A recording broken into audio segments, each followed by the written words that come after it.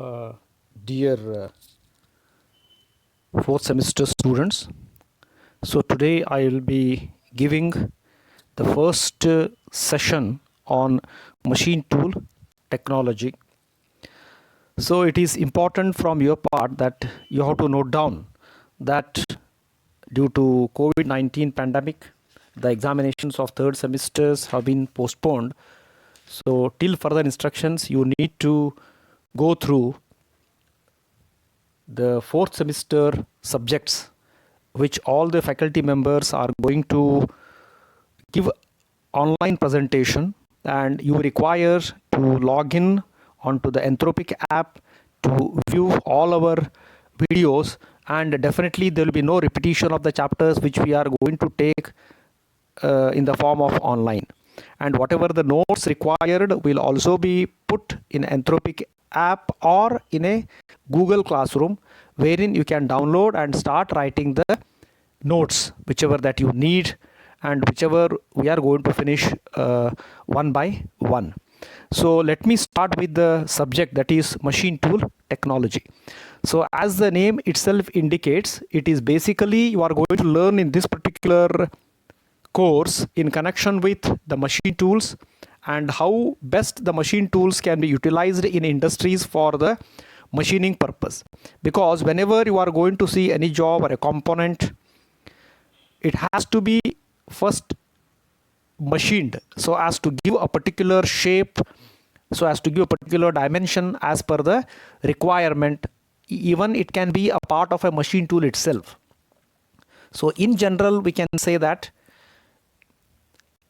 any component being produced requires to undergo certain machining operation. So in this particular course, you are going to learn around 6 chapters, wherein they have been consolidated in the form of 4 course outcomes. The first course outcome is understand the concept and basic mechanics of metal cutting. So here you need to understand how the metal cutting operation is being done and what is its purpose and all that. And in course outcome 2, you'll be learning about know the working of standard machine tools such as lathe machine, milling machine, reciprocating machine tools, and demonstrate the need of such machine tools for sustainable development. So in this particular course outcome 2, you will be learning 3 important types of machine tools: lathe and operations. Reciprocating machine tools, you are going to learn basically about the shapers and how and slotters which can be used, and also the planers. So 3 important types of reciprocating machine tools you are going to learn with the working principle and applications, how it can be, how those machine tools can be used in industries. And the next one which you are going to learn in course outcome 2 is drilling and milling machines. So that means almost all the types of machine tools you are going to learn in CO2 with their applications. That is very, very important to be noticed. And in course outcome 3, you'll be learning about super finishing processes for an application and understand the impact of such process in environmental context. Because as you know very well that whenever any component or a job is being produced, then it needs to be subjected for fine finishing operations. So such processes also you are going to learn in your super finishing processes, where you are going to learn about the grinding, polishing, super finishing, honing, lapping, etc., which we are going to learn in detail in the subsequent hours. And the last one, that is the course outcome 4, expose and appreciate the application of unconventional machining process area and understand the impact of such process in environmental context. So here you are going to learn about certain unconventional machining process. They are also called as non-traditional machining process, where you might have already heard the technology has developed to such an extent that the technology of laser beam machining is already used. Electron beam machining, you'll be learning about electric discharge machining, ultrasonic machining, etc. in this particular chapter. So totally you'll be having 6 chapters, and the weightage of the marks which you are going to see in the slide, weightage of marks for semester and examinations. As I have already informed you, here you are going to see that in theory of metal cutting, the weightage of the marks is around 15 marks is coming in the SEE, semester and examinations.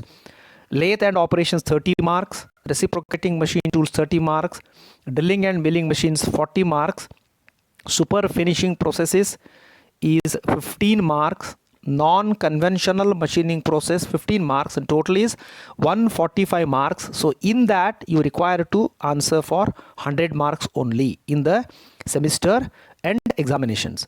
So as usual, first IA, second IA and third IA will be conducted subsequently after the completion of 2 course outcomes or 2 chapters, whichever is there in the syllabus. So now you need to understand in the today's session basically meaning of metal cutting, why metal cutting operation is being carried out in industries, that you are going to learn.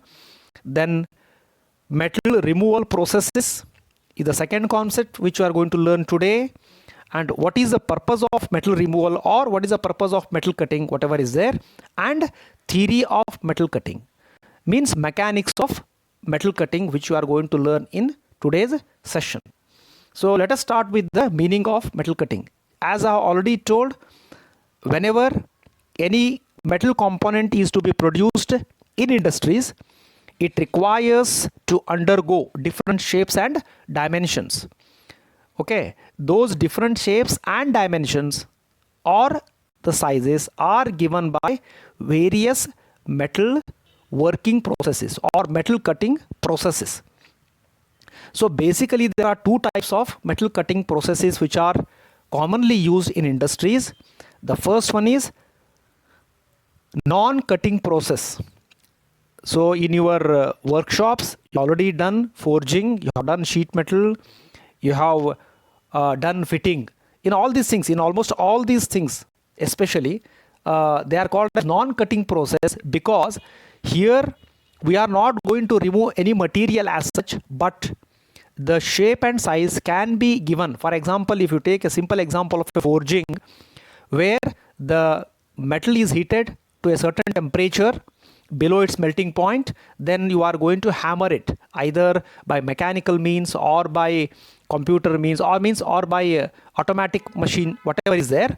So we are going to give a particular shape and size in this particular process called as a forging, where we are going to heat the metal and we are going to give a shape. Similarly, rolling of the sheets is done, pressing operation is done, sheet metal operation is done, drawing process. Suppose if at all I want to see that the larger diameter to produce in the form of wires, which you are going to see your electric wires or whatever the wires they are used in industries for the specific purposes, or even production of pipes. So in all these things we require to undergo the drawing process where the metal is heated, large amount of metal is heated and it is allowed to pass through rollers which are being made to rotate. So such a process we are going to call it as what? Non-cutting process, because here we are not removing any material. The material is used as it is. Okay, then we are going to give a particular shape and size.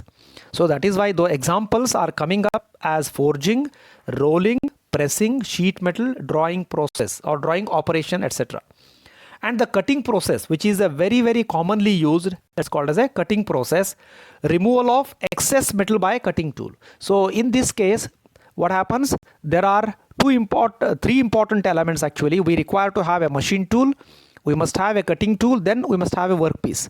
The function of the machine tool is to hold the workpiece, the function of the cutting tool is to cut the workpiece, and the function of the workpiece itself, which is used for giving a particular shape. So it is very clear that in cutting process we require to cut the material with the help of a cutting tool, okay, and by using a certain type of machine tool in industries.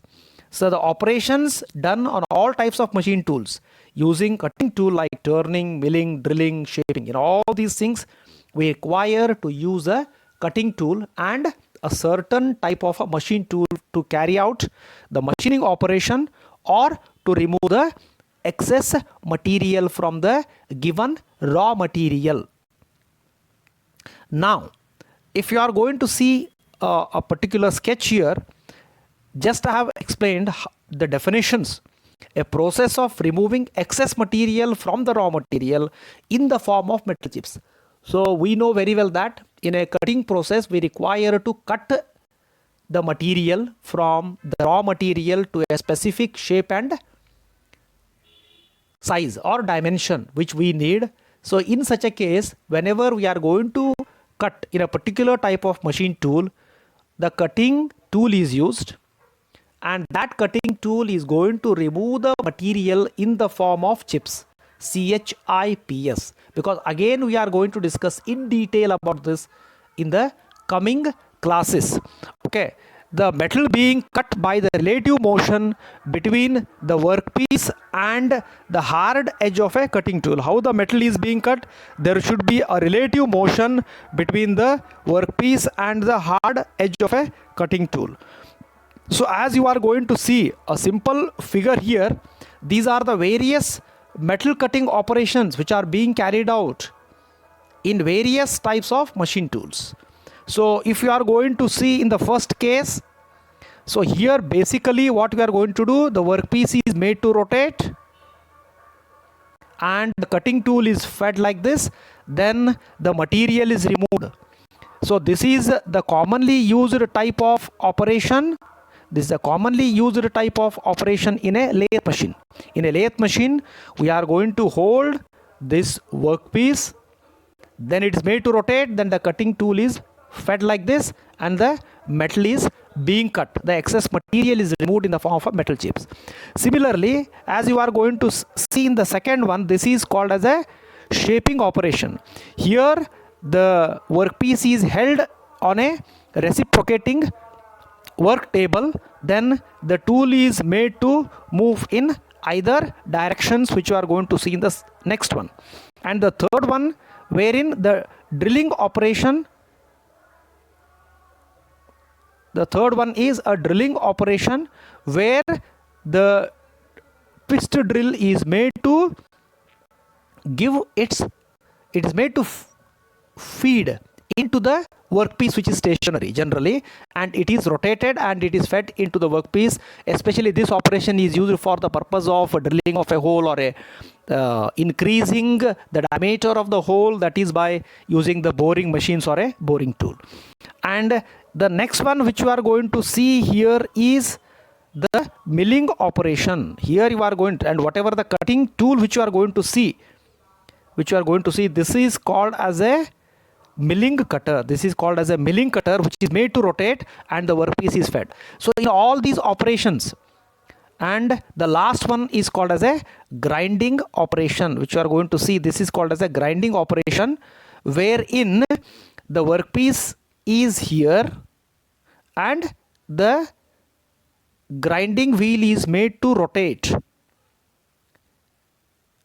around the workpiece. That means the workpiece is also made to rotate, as well as that the grinding wheel is also made to rotate, and the abrasive particles which are present on the grinding wheel are responsible for removing the excess material from the workpiece. So in this particular slide which you are going to see on a screen, you are going to see exactly 5 operations, okay, which you have shown, wherein we are removing the material in the form of a metal chips.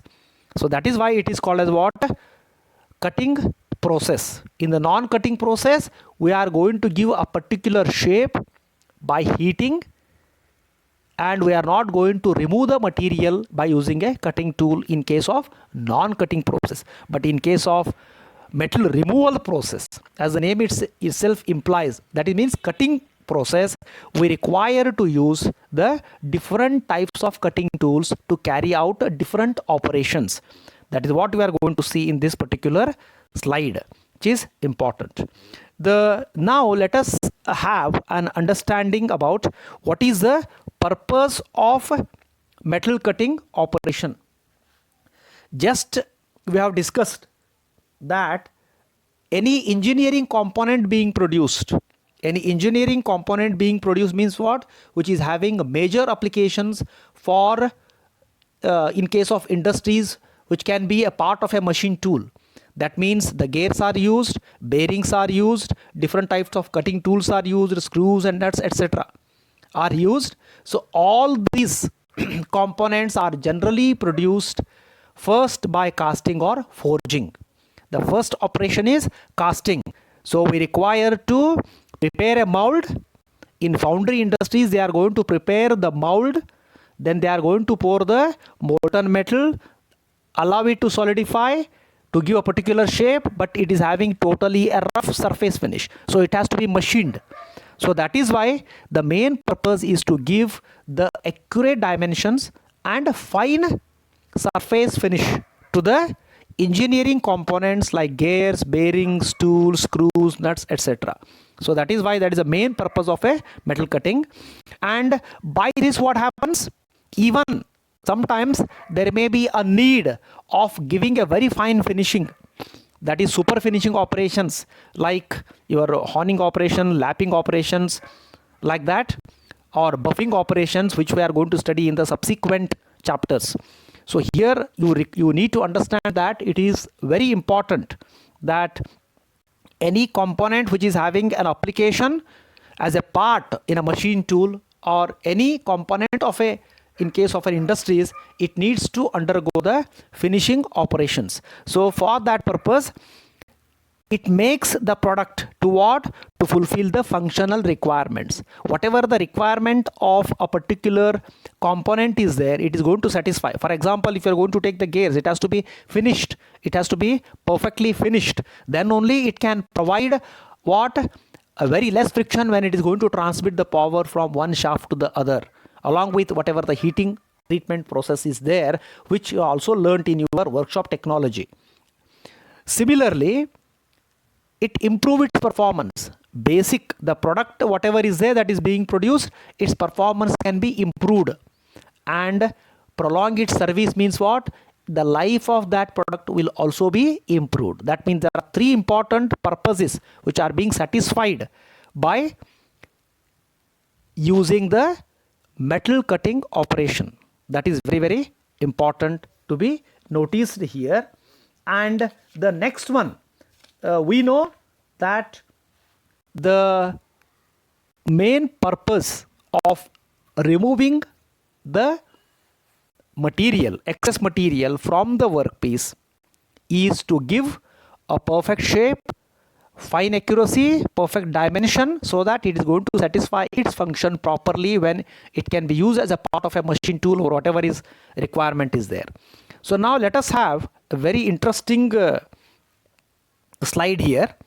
So here we have taken two important elements. One is called as a cutting tool. This is called as a cutting tool, and this is called as a workpiece. This is called as a workpiece and this is called as a cutting tool. So cutting action involves shear deformation of work material to form a chip. A chip is removed, new surface is exposed. So generally what happens in case of a mechanics of metal cutting, in case of a theory of metal cutting, we are going to use a wedge shaped, this is called as a wedge shaped cutting tool, which is made to be fed along the workpiece. It is made relative to the workpiece. So as the tool makes contact with the metal, because now the tool is making contact with the metal, okay, it exerts a pressure. It is going to exert a pressure. It is going to exert a pressure on the workpiece, resulting in the compression of the metal near the tool tip. As you are going to see very clearly, exactly at the cutting tool tip, what happens? There will be a shearing action going to take place. This is called as a shearing area. Okay, it will start with shear deformation. It is called as a shear deformation. So how we are going to do here? We are going to feed the cutting tool relative to this workpiece, So as the tool advances, the metal ahead of it is sheared continuously along a plane called as a shear plane, and whatever the plane is there, that is called as a shear plane. So this particular, which we have indicated as a, this is called as a shear plane. This straight line which you are going to see is called as a shear plane, okay, where the metal will start cutting in the form of a chip. This is called as a metal chip, okay, and the motion of the metal chip will be like this upwards, and after that it is going to fall down. That is different, but you require to understand that here we are going to feed the cutting tool relative to the workpiece.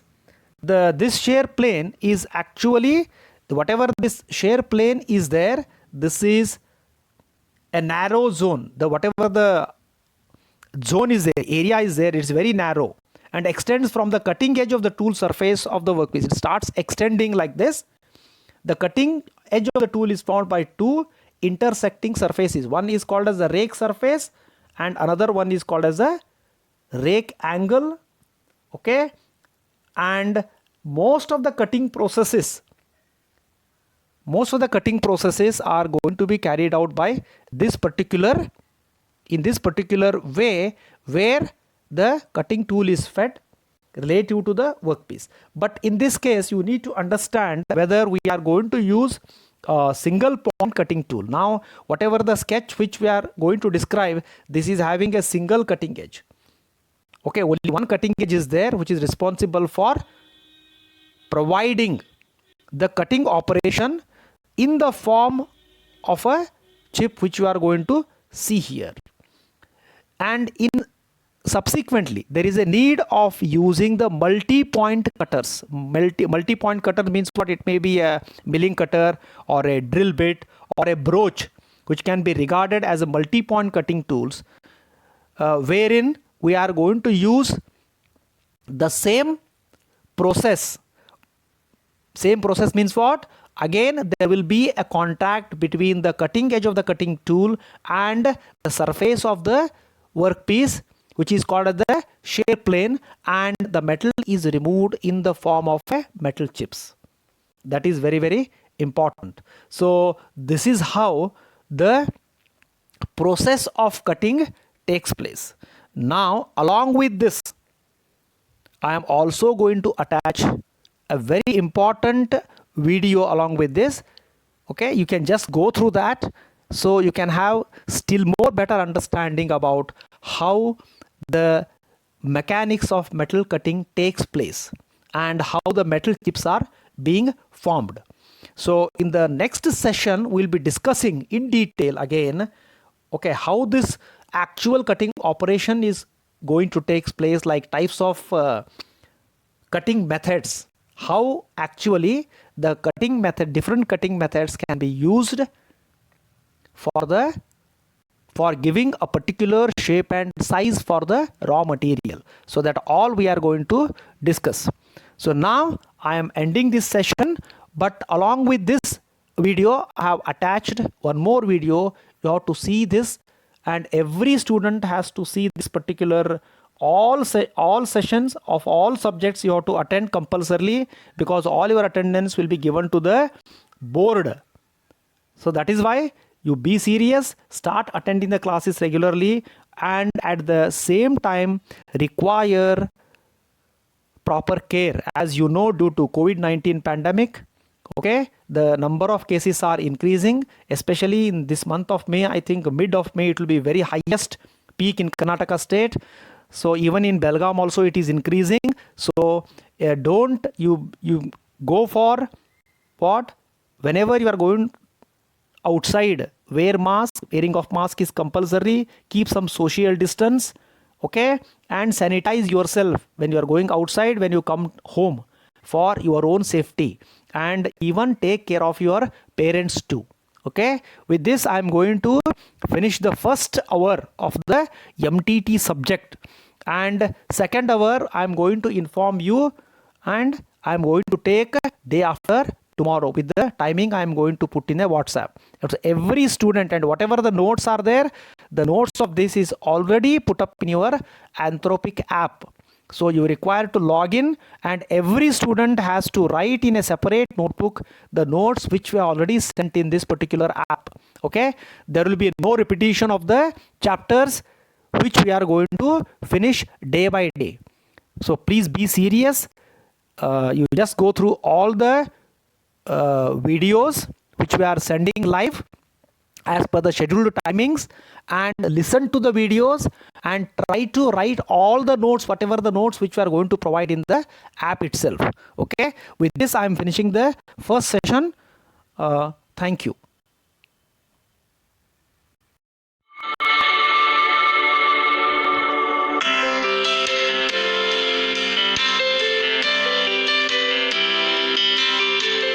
I welcome you all in this presentation related with the subject fundamentals of the manufacturing processes, and we are talking about the material removal processes, and today we'll be talking about the mechanism of metal cutting.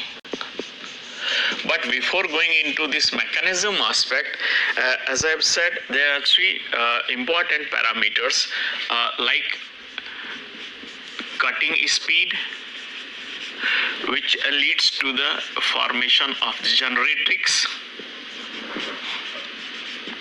This is called primary motion. It determines the rate at which material will be removed. In addition to the cutting speed, the feed is the another movement. This leads to the coverage of the material. Lateral movement. This feed is basically leads to the coverage of the entire range of the material which is to be machined, and it causes that directrix, and this is called the secondary motion. This leads to the secondary motion, and the depth of cut. The depth of cut is determined by the depth of penetration of tool into the workpiece. Actually, the combination of all these three parameters determine the metal removal rate. That metal removal rate. So metal removal rate, commonly known as MRR, is expressed as in terms of the mm cube per second, or it may be in mm cube per minute, depending upon the units being used. And all these three parameters determine the MRR, so which is basically the product of the cutting speed, the feed, and the depth of cut. Since the feed and depth of cut are given in the limited amount, and these are also governed by the purpose of the machining process, so depending upon the purpose, the various combinations of the combination of the speed, feed, depth of cut are used. Normally the depth of cut, DOC, the D value is selected very low. Similarly, feed, F is selected very low, and the cutting speed is selected high for the finishing operations. Means at the last stage of the machining, when we want that very fine control over the dimensions as well as finishes to be realized, then a very low value of the feed and the depth of cut is used, and high cutting speed is used. So but mostly we rely on the cutting speed as well as the depth of cut for governing the metal removal rate. So according to this equation, increase in speed, increase in feed, and increase in depth of cut will be leading to the increased amount of the metal removal rate, MRR. So normally if we see the depth of cut for roughing operation, when large amount of the material is to be removed, in that case very high depth of cut may be ranging from the 2 to 20 mm depth of cut can be given, while for the finishing purpose its value is normally limited and 0.75 to the 2 depth of cut is given. So for finishing purpose very fine depth of cut is given. Similarly for feed the very low feed rates are given for the finishing purpose, while high feed rates are given for the roughing purpose, for rough machining. Say for the rough machining feed rate ranges from 0.4 to 1.5 per revolution. For, of course, these are for the turning process, while for the finishing purpose, when the high degree of the finish is to be achieved, then it can range from the 0.125 to the 0.4 per revolution. So the fine feed and fine depth of cut are used for the finishing purpose, and the high feed and high depth of cut are used for the roughing purpose. As far as the cutting speed is concerned, the cutting speed, high cutting speed is used for the finishing purpose, and the low is used for the roughing purpose. So that the material can be efficiently removed from the stock material in order to achieve the desired size and shape at the earliest possible. So as per the purpose of the turning or the metal cutting, suitable combination of the cutting speed, feed and depth of cut is used. Now we'll see how the metal is removed during the machining, and how does it help to get the desired size and shape. So if we see here, like say this is the tool and this is the clearance. So better to understand first about the tool before getting into the mechanism. Like say the cutting, so we'll try to see first the single point cutting tool. There can be single point cutting tool or multi point cutting tool. Single point cutting tool basically involves the one cutting edge. So if we see a three-dimensional view of the single point cutting tool, if we see, then it may be like this.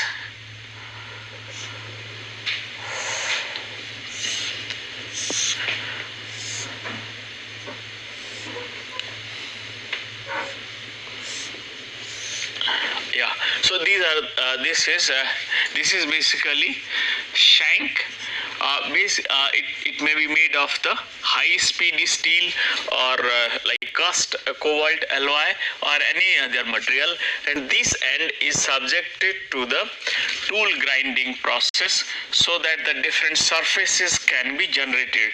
This top surface is called face or the rack face, and the two surfaces, these two surfaces, both the sides will be termed as the flank.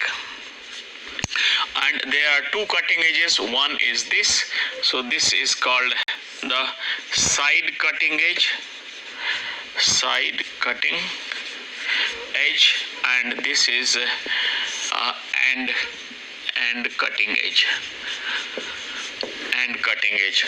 And the side cutting edge and end cutting edge meet at this point.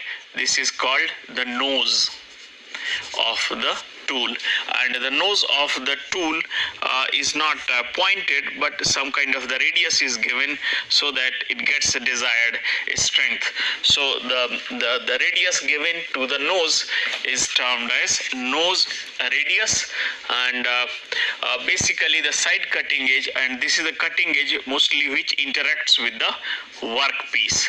So these are the main parts related to the single point cutting edge tool. And in case of the multi-point cutting edge, multi-point cutting tool, number of such kind of the geometries are created in the tool itself, like this. So similarly, such kind of the geometries all around the periphery are created, say in case of the milling cutter. So means this the kind of these kind of the features are repeated a number of times in case of the multi-point cutting tool. So there are very wide range of the processes which use single point cutting tool. For example, the processes which are carried out on the lathe machine, for example, turning, threading, shaping on the shaper, and then planing, boring. All these processes use the single point cutting tool. On the other hand, processes which use the multi-point cutting tool includes the milling, drilling. Basically it uses the two cutting edges, and then broaching uses the number of cutting edges, like sawing and etc. And then there are abrasives, which are abrasive is process like in grinding wheel, where that is also like the grinding wheel. In the case of grinding wheel, abrasives are projecting from the surface. So also these are the multi-points usually performing cutting, but the cutting edge is oriented in random manner, so there is no specific way by which cutting edges will be performing the cutting in case of the grinding wheel. So these surfaces and the angle at which the surfaces have are subjected, these angles at which these are produced, surfaces at which the different surfaces are produced at a particular specific angle, so that the cutting can be performed effectively, and those angles are represented in very specific manner. Say in case of the turning, this is the workpiece, so the cutting tool may have geometry of this kind. This is the tool, and this is like say the center of the workpiece. So after removal of the material from the workpiece, like this, so it flows over the face of the tool, and then it passes through like this. So this particular angle, this is the tool. So if we see the top surface, this is the rack's face or the face of the tool, and this is the flank of the tool. So if you see, there are two angles. The with respect to the horizontal, the tool face is inclined at certain angle. This is normally represented as alpha, called the rake angle, and this angle with respect to the vertical plane, the flank is slightly inclined, and this angle is called clearance or the relief angle. This is the simplified form of the orthogonal cutting tool situation, wherein the rack angle, which is sloping down, facilitating the flow of the chips over the face of the tool, and so basically the rack angle affects the flow of the chips over the face of after removal, and the second is it also affects the sharpness of the cutting edge. So positive rack angle or the negative angle, depending upon the inclination of the face of the tool. Like if the face of the tool is inclining back, this is termed as the positive rack, normally given 5 to say 20 degrees, and like the tool face may not be given any angle, so the rack is zero angle, or the tool face may be inclined in upward direction, so this will be leading to the negative rack angle. So negative rack, positive rack is used for the tough tool materials like high speed steel, while the high hardness and the somewhat brittle materials, the negative rack is used. For example, like ceramic tool materials, tungsten carbide tools, the negative rack is used. So if we see when the negative rack is used, it increases the cutting edge cross sectional area. When the positive rack is used, it reduces the cutting edge cross sectional area. So tough tools allow the machining by the cutting edge even with the limited cross sectional area. And in case of the ceramic and tungsten carbide tools, which are of the low toughness and high hardness, they can work efficiently with the negative rack only. So the purpose of providing rack angle is to have the proper flow of the chips after getting removed and to have the proper sharpness of the cutting edge. At the same time, it also affects the strength of the cutting edge because it determines the cutting edge cross-sectional area. On the other hand, the relief angle or the clearance angle, if we see this one, the clearance angle basically avoids the rubbing of the workpiece with the flank of the tool. So to avoid the basically rubbing of the machined surface of the workpiece with the flank of the tool, some inclination is given. If we don't give this kind of inclination, then we will see this portion of the flank will be rubbing with the machined surface of the workpiece, and so that's how it will be adversely affecting the surface finish of the machined workpiece. So in order to avoid the rubbing of the workpiece with the tool, basically the clearance angle is given to the flank of the tool. So all these tools are the different parts of the tools are specified with the help of the different angles and the nose radius. So if we see the different parts and angles are expressed like this here in front angle, in the front view, like this. So these two angles, as I have said,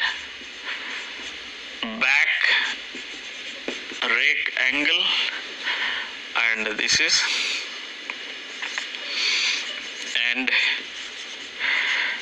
clearance angle. In the side view, if we see, this is side clearance angle, side clearance angle, and this is side rake angle. And in the top view, if we see, we'll be able to see the different cutting edges. So this is the nose radius, this is the end cutting edge, and this is side cutting edge, which will be basically in performing the cutting. So this angle is termed as end cutting edge angle, and this angle is termed as side cutting edge angle.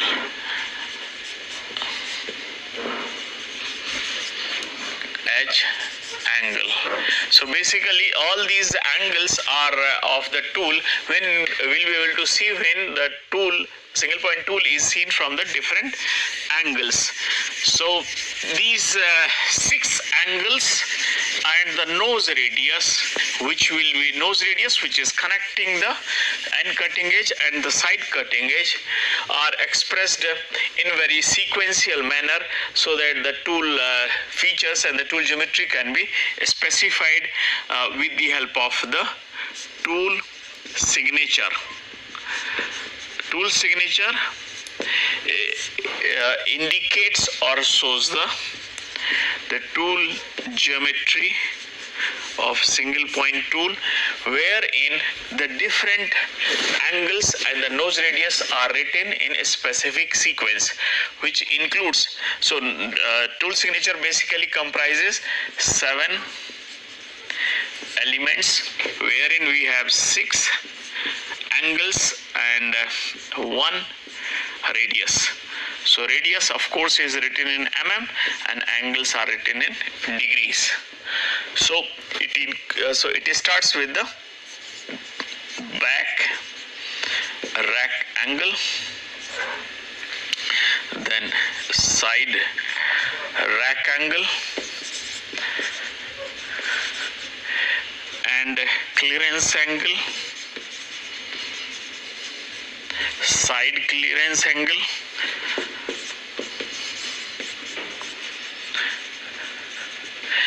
and then cutting edge angle and side cutting edge angle, and last one is the nose radius.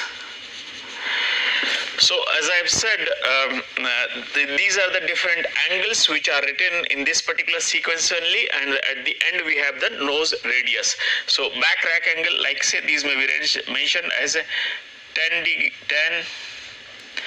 12, 6,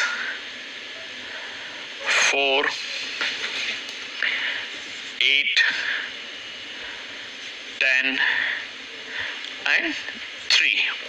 So what it shows, this is the back rack angle, side rack angle, back clearance angle, side clearance angle, and cutting edge angle, side cutting edge angle, and nose radius. So all these are in degrees and this is in mm. So normally no sign is made with the tool signature.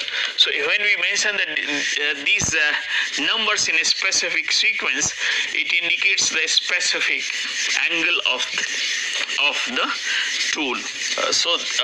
Basically the tool signature helps to understand the geometry of the tool. Now we will see how the material is removed.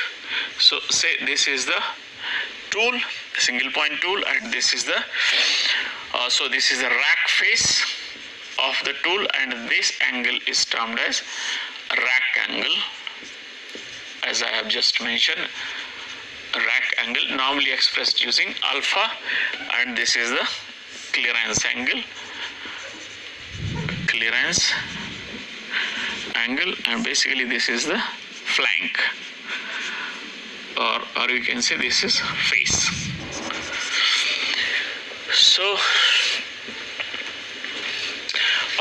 So in this case, when the tool is moving after certain penetration, it removes the material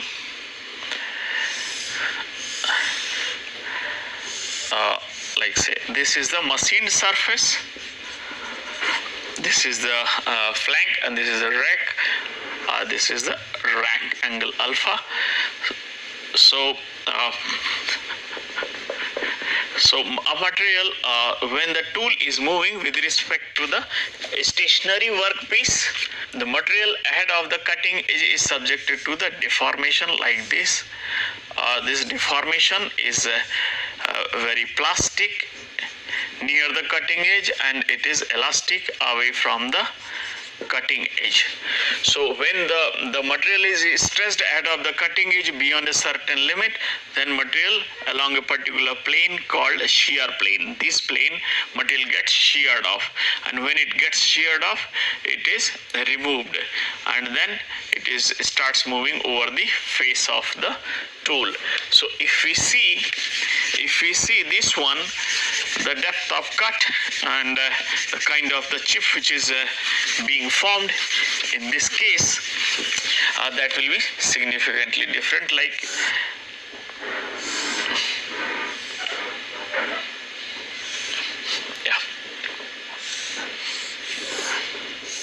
so the depth of cut by which the tool has penetrated is this much. If we see uncut chip thickness or the depth of cut is T naught, and after getting means this is the angle at which material will be sheared off due to the development of the stresses, and then it will be coming out. So the thickness of the chip TC, you can see, is this, and the angle at which the shearing is taking place is phi, and the angle of the tool rack is say alpha. So these are the features.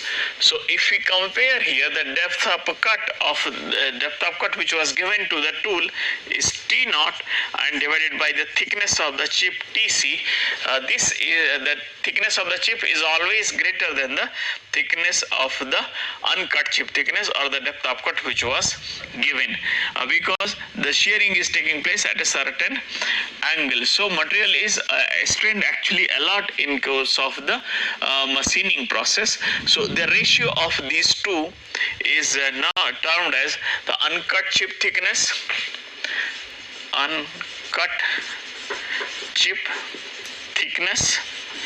divided by cut chip thickness. This ratio is commonly known as chip thickness ratio. So small r, that chip thickness ratio is expressed as T naught divided by TC, which is always this is always less than 1, because T naught is always smaller than the TC, so this ratio is always less than 1. So in order to so this chip thickness ratio is expressed with the help of one equation. So here, like say if the shearing is taking place along this plane and the length of this plane is equal to say LS, that the LS is of the length of shear plane, along which the shearing is taking place.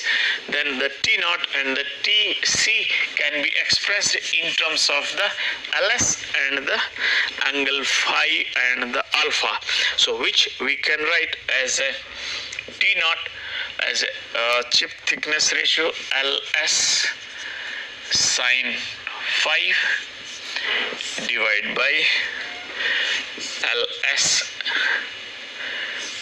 cos phi minus alpha.